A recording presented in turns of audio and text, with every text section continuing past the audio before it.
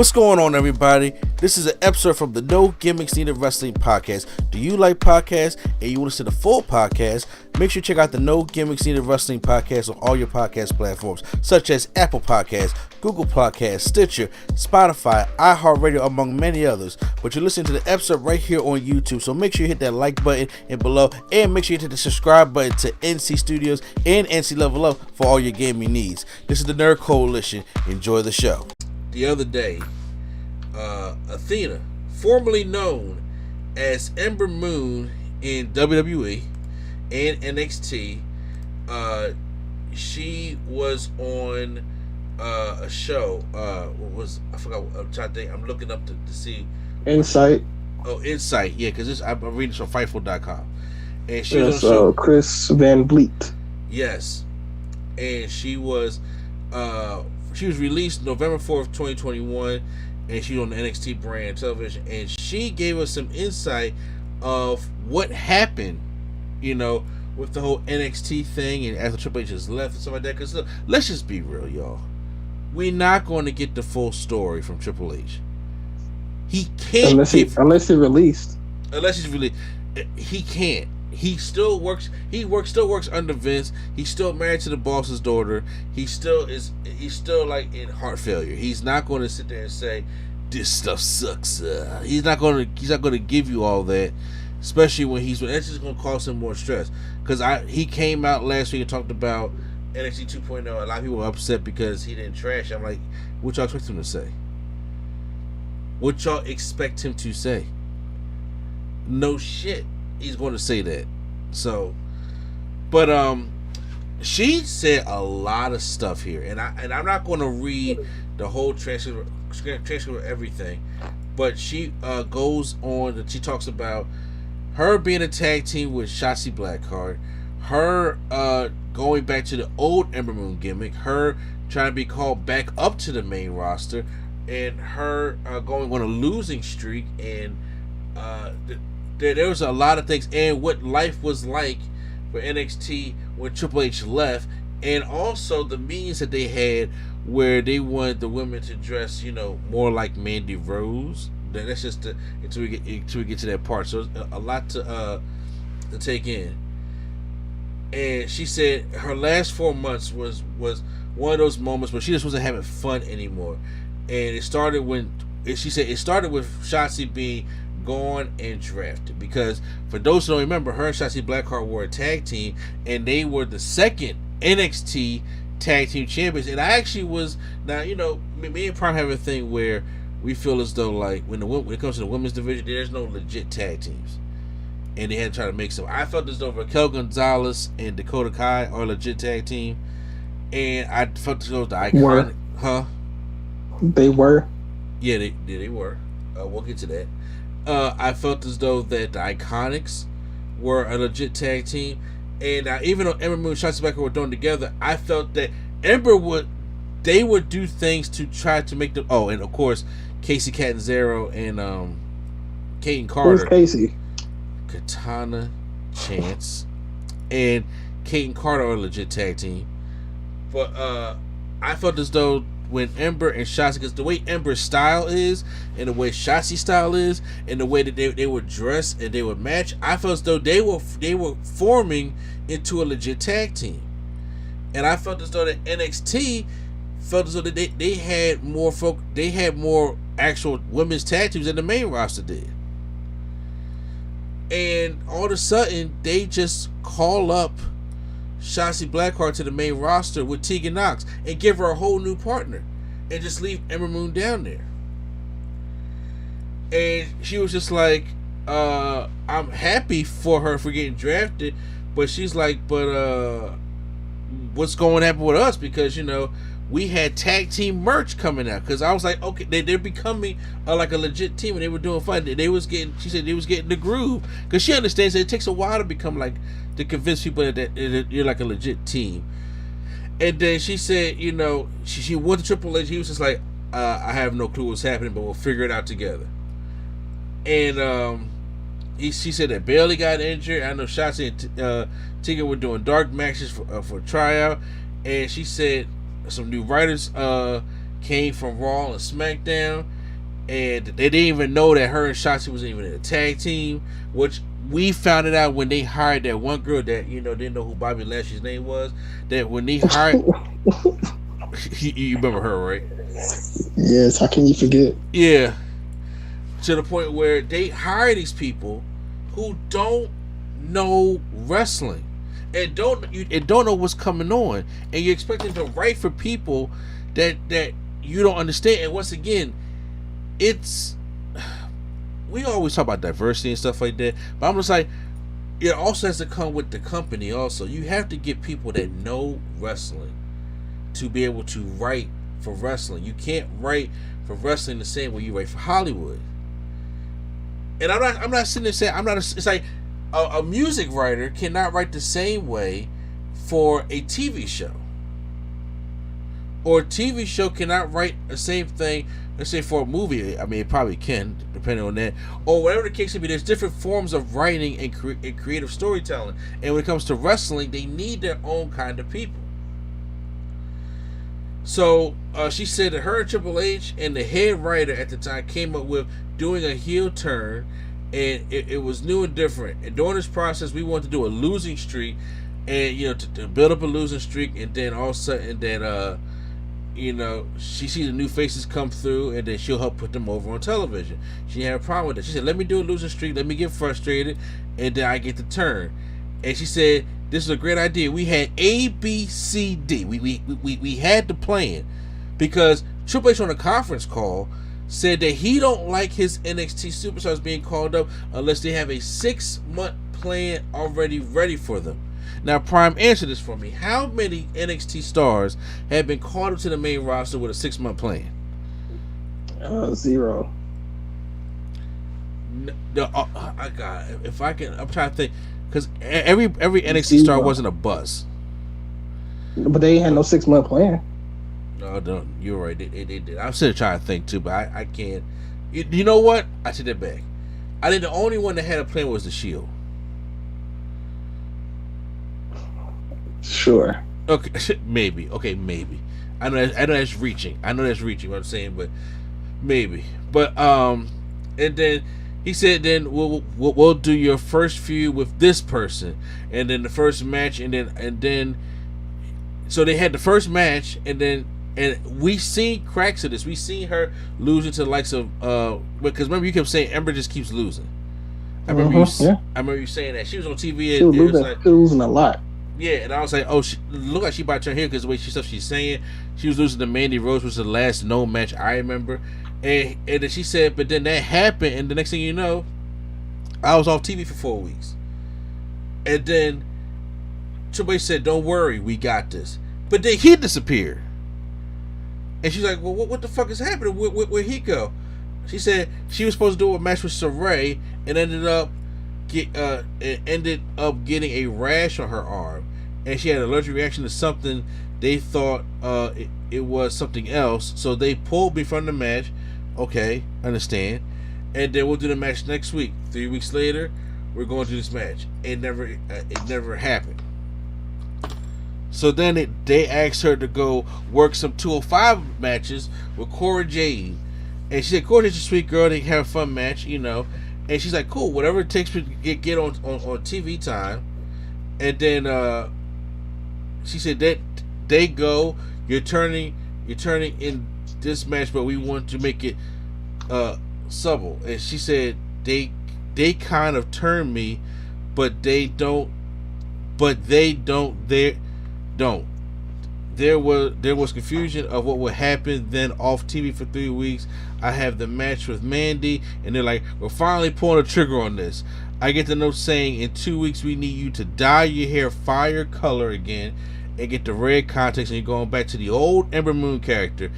This is per Vince McMahon. You're going to turn heel, but heel as your old character. I'm not mad at that, because I like the old Ember Moon. Was the old Ember Moon a heel though? No, they wasn't. But I guess they wanted to turn the old Ember Moon to a heel. But compared to her punk rock Ember Moon look and stuff like that, and then she said, we're trying to get your old music and stuff together. And she's like, all right, this is great. And she showed up the TV, motivated, just had to wait it out. Ryan Kratz and herself went and filmed a demo of the vibe that she wanted. Come back and get the video ready and ready to show everyone after TV. And they're like, hey, we have some bad news. Vince is pulling you off TV indefinitely. I just sat there like, what did I do wrong? And they told her, you did nothing wrong. And she's like, I've done everything you guys asked me. I've gone over and above. When they put me in Shotzi and tag team, everyone knows I'm not a tag team person. I hate tag teams. There are too many moving parts. It's not that I hate tag team wrestling. It just requires so much more to give versus just relying on yourself. You have to rely on 3 other people. I feel me and Shotzi capitalized on it, and we were so motivated to build that division, and then we weren't able to. I show up to TV, it's 2 a.m. and I'm like, I've done everything you asked me to. I've branched out. She said, when you care about something not just for yourself but everyone involved, it hurts so much more because so many years I've not been about myself. She's been about the match, she's been about other people and doing all this kind of stuff like that. And then she brings up, she said, she went to her makeup artist, she said, I was just so unhappy. And I can understand, because WWE is the biggest, when it comes to wrestling, that's the head honcho. That's the biggest motherfucker here in the United States. This is not Japan, New Japan is in Japan. But this is the biggest thing in the United States. And everybody eventually wants to come here and wants to go and do WrestleMania. And Ember Moon should deserve the WrestleMania, but she got injured chasing the fucking 24/7 championship, something that she should never have been doing in the first place. So she said that and we would have to sit through stupid meetings about how we have to dress sexy. I remember looking at someone else and laughing. I cater to children. I'm not about to wear fishnet booty butt cheek shorts because we had a 2-hour meeting about how to dress like Mandy Rose. That's not fair. And she says Mandy is an absolutely phenomenal and amazing person, but not everybody is Mandy Rose. I agree. First of all, y'all know how I feel about low thickness, okay? Ember Moon is not an ugly woman by no stretch of the imagination, okay? But every woman does not have that sex appeal working for them like Mandy Rose does. Yeah. Like the Mandy Rose, like the Eva Marie's, the Eva fucking Marie's of the world, or the Tori Wilsons, or the Sables, or something. Like there are certain women that they put that sex appeal on, and you know Vince loves his blondes and shit, so they want them to sell that kind of sex. But I'm like, but everybody who like Mickie James was not about selling that sex, but she's a beautiful ass woman. You know I love me some Mickie James. And they call her fat and disrespectful. I'm like, what the fuck? She ain't far from it. Like, I don't think Vince knows what thick is. You know what I'm saying? Yeah.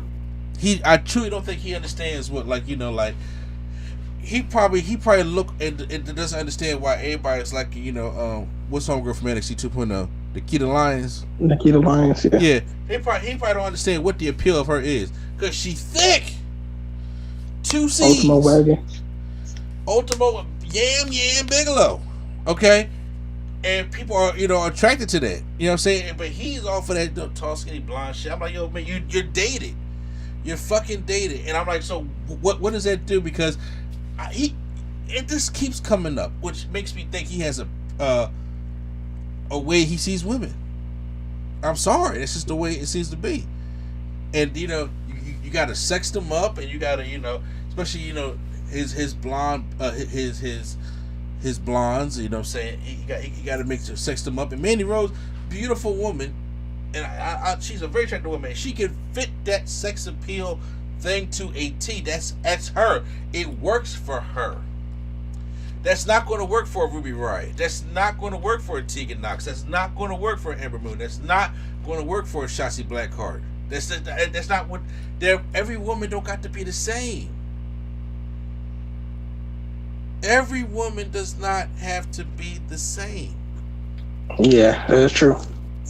You know, I'm like, that's you gotta have the diversity. It ain't just about skin color. It's about these women come from all kinds of different kind of backgrounds. It ain't just gotta be the sexy blonde on TV. We're supposed to get past that. Oscar's sexy. Oscar who's a sex appeal, but that's not what she should be doing. That's not how you would dress her up on television.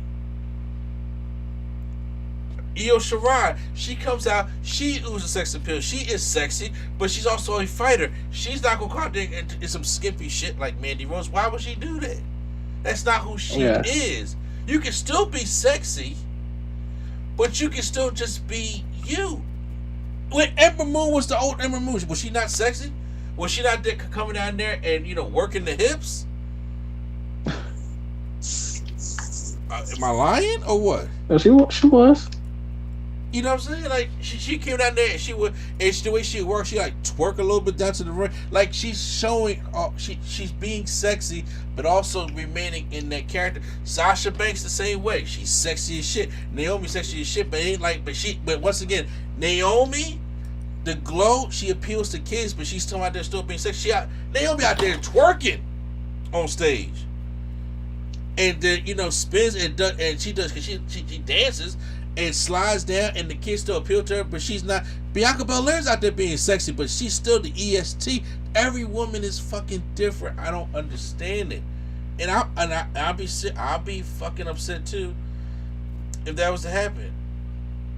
And then it finally go, and she's upset. She said, "I did nothing wrong. Did I piss off Vince? They take away Shotzi.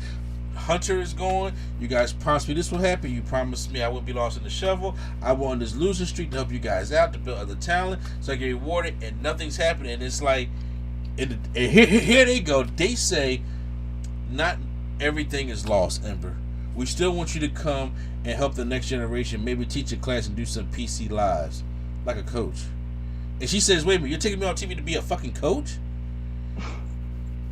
That's not a good sign at all. at all. And I'm like, and she laughed. She says, if I done nothing wrong, you can cancel all my flights. I'm not coming to help these people who do not care about what I do.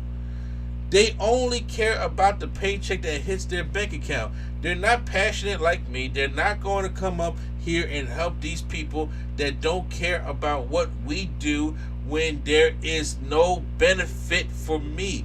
When I've done nothing wrong and I've given you my entire right side of my body between my elbow surgery, my Achilles surgery, I've given you this entire side and for no reward, not even a thank you. And you want me to coach and take me off TV to coach? I remember sitting there teary-eyed, and I said, I'm not coming up here to coach or do PC shows. I was supposed to come to NXT to be repackaged and go back to the main roster.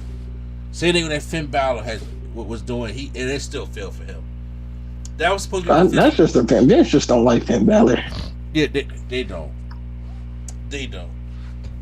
But I'm still here. You took Shotzi away from me. I have nothing going on. I'm going home. Cancel all my flights. Cancel my hotels.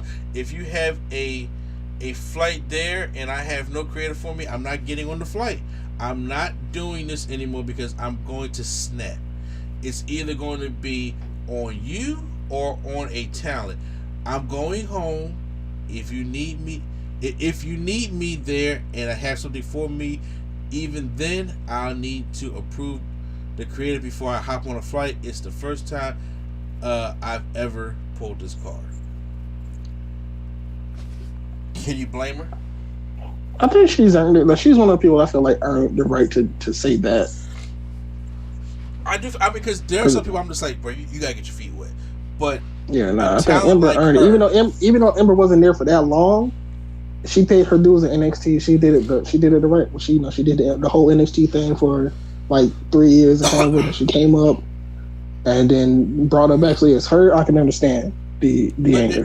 And she also came from Booker T school, right? Yeah. Yeah. Ember Moon is freakishly talented. And when she first came and had like her first couple matches, and even Stone Cold was just like, yo, that flying stunner before we even knew it was the Eclipse was crazy. And it's like, yo, as soon as we seen like her first 2 matches, everybody was like, that's the one I want to see against Asuka. Because remember, Asuka was on her undefeated streak at this time. Mm-hmm. Yep. And when they saw Ember Moon for her first 2 matches, the fans were saying, that's the one. If they keep building her, I want to see against Asuka. And what happened with her and Asuka? They had a damn good match. Yeah, and she lost. And then she lost. But the match was still good though. Yeah. I mean, she the only one that gave Asuka any kind of competition opposed to Nikki Cross. Mickie James. Huh? Mickie James. Mickie James gave her some good competition also. But yeah, they have that wrestling about it, so they too much obviously saw something special in Ember Moon. And like she was doing top like the eclipse and doing springboards. I'm like, there wasn't a lot of women that was really doing that. Mm-hmm.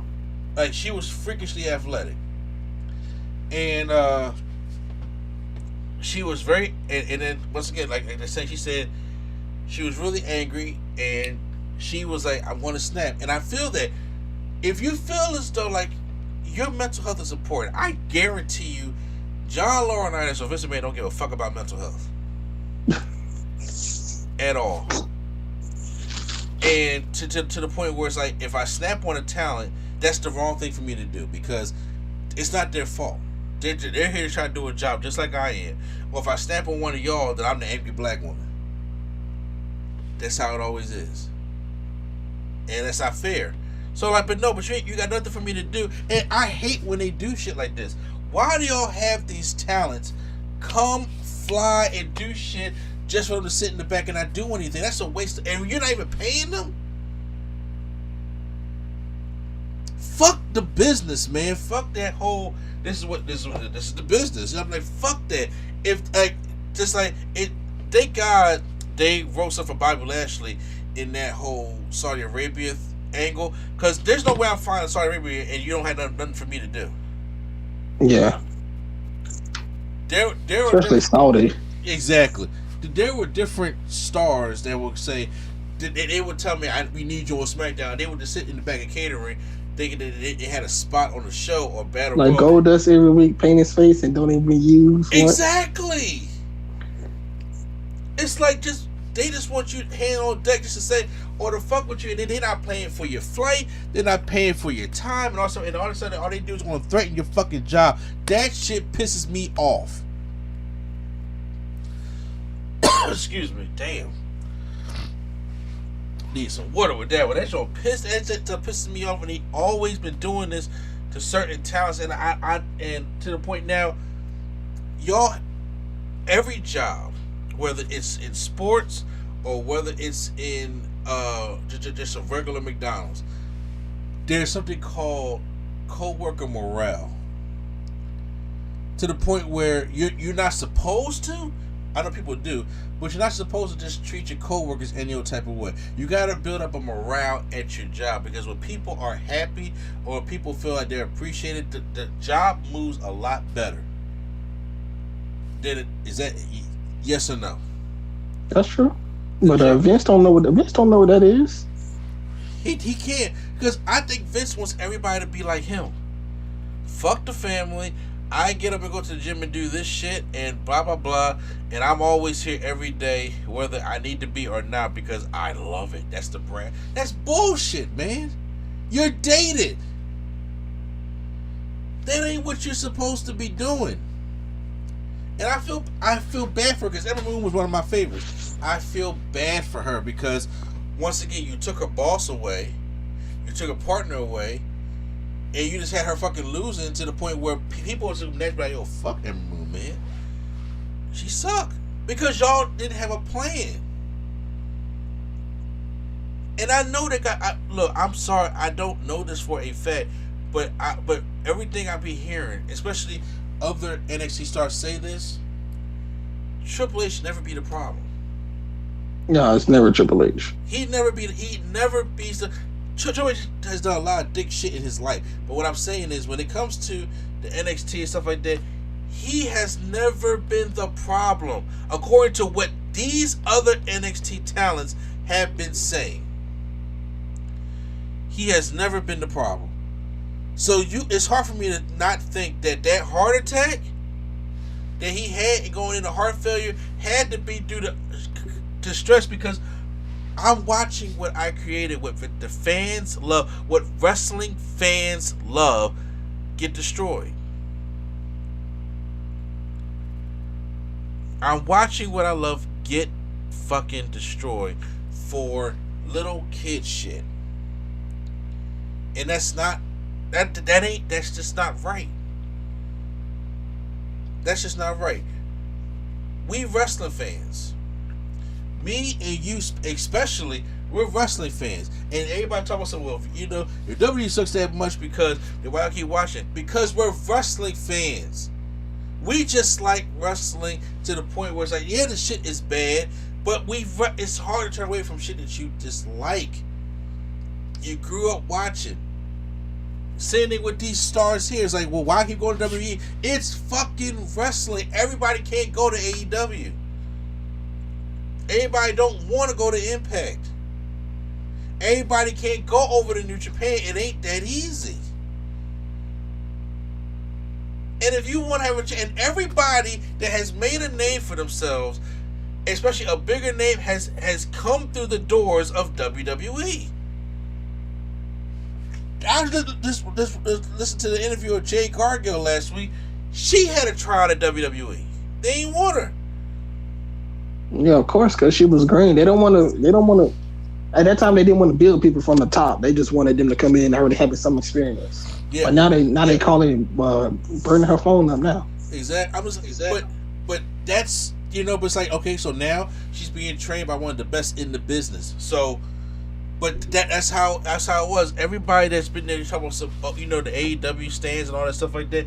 Those people have also run through the doors, some shape or form, through WWE. When you have the largest thing in the world, when it comes to wrestling in America, you're going to pass through that because you want to be a part of that.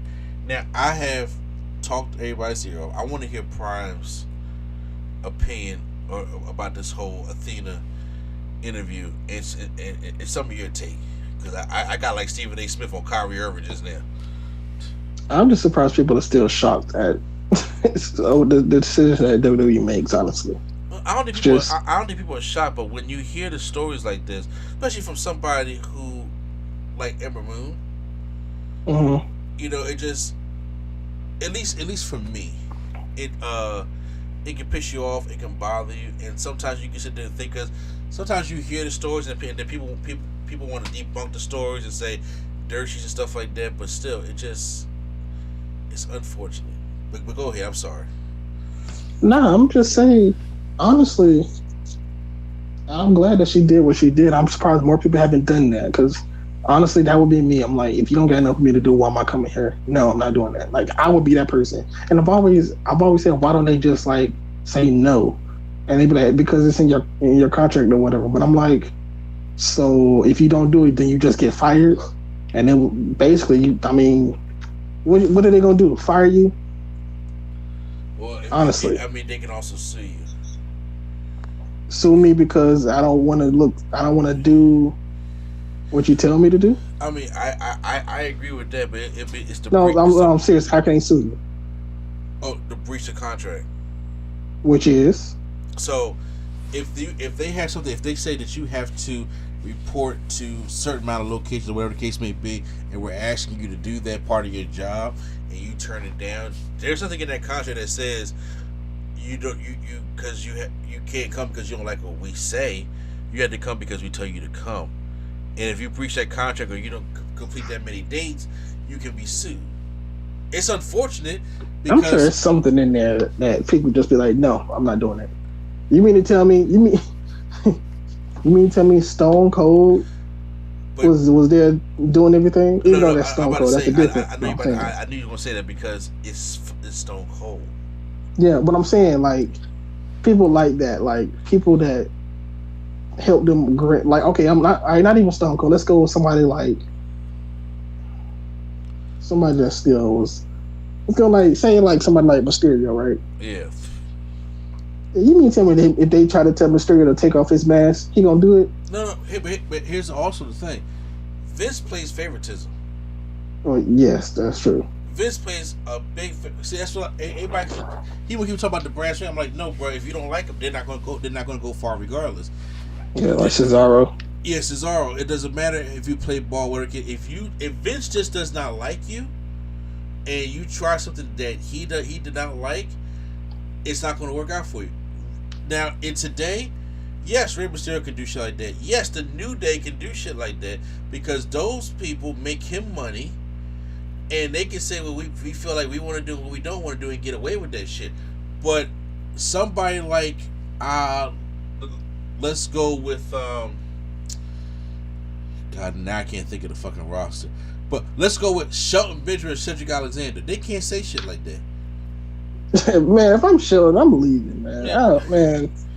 Oh, my gosh. Yeah, but, you know, I feel like if you're Mustafa Ali, they don't, fuck that. They don't care. He's been trying to leave, so. Yeah, exactly. But I'm saying, but if you're those kind of people, you know, I think now Austin Theory, whatever the case may be, got more clout than a lot of these people up here now because Vince sees him like that. Roman, you know, got all the clout. So there are certain people that can go, just like back in the Attitude Era. Stone Cold, The Rock, Taker, Shawn Michaels, Mankind, like they could go up there and just say, "This is not what the fuck I want to do."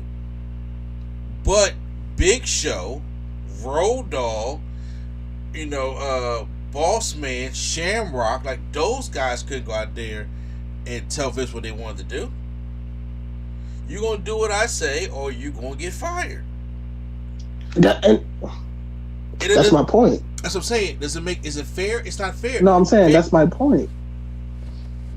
If they don't want to work there, they want to get fired. Then I'm like, doesn't that solve their problem? You say if a talent doesn't want to work there anymore, and they they do whatever they you know keep declining stuff, and then WWE fires them. Isn't that their end goal is to get fired because they don't want to work there anymore? That's the end goal, but also WWE is petty. Also, along with the favoritism, is petty because they feel as though that you're not like they said here in Philly for the Sixers, trusting the process. Mustafa Ali knows that WWE does not want to do anything with him. They have no plans for him at all. So he says, I want to be out of my contract. If AEW did not exist, they let him go. But they know that he is a talented guy, and if he goes over to AEW, I guess they'll have something for him. But right now, Tony Khan's roster is getting very full to the point where it's hard to feature everybody on TV every single week. It's hard to do that. But they got nothing for him. But once again, how do you write for Mustafa Ali? How does somebody who doesn't watch wrestling write for a Muslim superstar? How about you ask him what do you want to do? That's what I'm saying. You gotta work with these people. But even still, if you work with a Hollywood writer, but they don't understand how wrestling works, once again, how do you write for that character? You don't. You just don't. You don't know what the fuck to do. People don't understand about these people don't understand about story building or selling or certain things supposed to happen on TV or whatever the case may be. Like they know how to write certain dramas and write certain lines, but I'm like, but it comes off very wooden when you do it that way because it's not coming from a wrestling mind.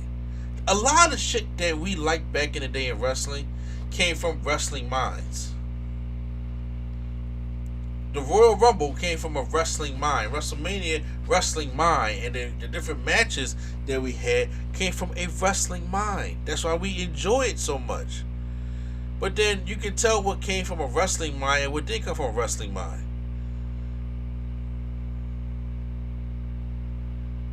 And that's and that's part of the problem. Look how successful. Now everybody talk about, so look, okay, is the NXT 2.0 arena colorful? Sure.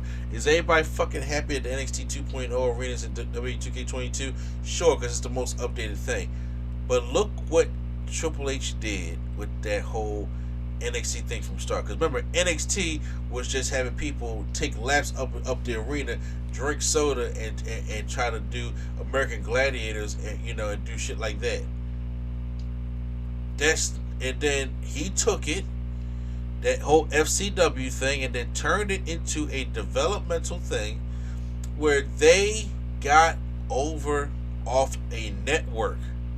Mm-hmm. They didn't have television. They wasn't on USA. They wasn't on anything. They was on Hulu. NXT did not, in 2012, 2013, NXT did not get any kind of notification, stuff like that. And they got themselves over. Because who was in charge? A wrestling mind. And Vince is so dated that he feels as though that he understands what these fans want and wants to cater to a certain audience, and it works for the kids. But right now, them kids is not paying for these shows or paying for the merch. The parents are. Yeah. My son is not buying 2K22. My son is not buying his clothes. My son is not buying the belts or anything he would hang up in his room. I'm buying that. The wrestling fan. And now we at the point we gotta fish for something to be good. So I'm glad she came out. I mean, is it going to do anything? No, because it's Ember fucking Moon. Ember Moon, great talent, but she's not a needle mover. Like, this has to be like John Cena level stardom for somebody to come out here for there to be a change, to investigate like the shit that they really do. Because it's going to keep being here as long as McMahon is the head of the helm.